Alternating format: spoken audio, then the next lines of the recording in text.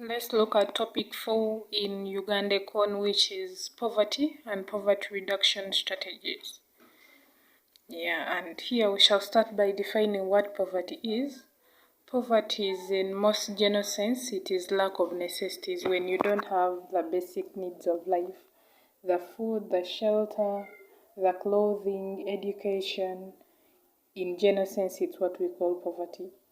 Poverty is a condition characterized by severe deprivation of basic human needs. The basic human needs like food. Basic food, shelter, medical care, safety are generally thought necessary based on the shared values of human dignity. So when someone cannot afford food, shelter, medical care, and then safety, they are regarded as poor generally. However, what is a necessity to one person may not be a necessity to another person. Like what is a necessity to a Ugandan is not a necessity to an American. But in general sense, poverty is lack of necessities or basic human needs.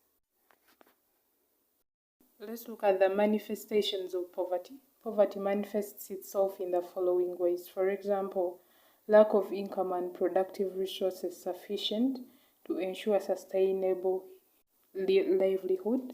It is a sign of poverty when you don't have income and productive resources to help you live a good life. You're poor. Then hunger and malnutrition. Hunger is the first sign of poverty. And hunger leads to malnutrition. So it's also a manifestation of poverty.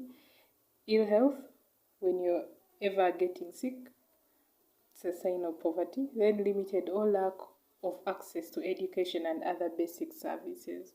Poor people rarely go to school. They rarely afford education. So lack or limited access to education, it is also a manifestation of poverty.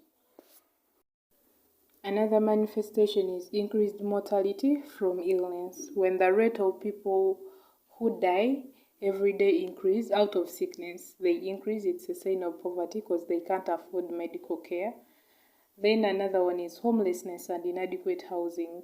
People on the streets, they are poor, it is a sign of poverty. Unsafe environment, when there is no security in the area where you live, you're ever attacked by thieves, terrorists, things like that. It is a sign of poverty. Then lastly is social discrimination and exclusion. Poor people are rarely engaged in decision making, in making important decisions, either for a village, for a district, or for a country, or for a family. So they are always discriminated when they're making decisions. So social discrimination and exclusion is also a manifestation of poverty.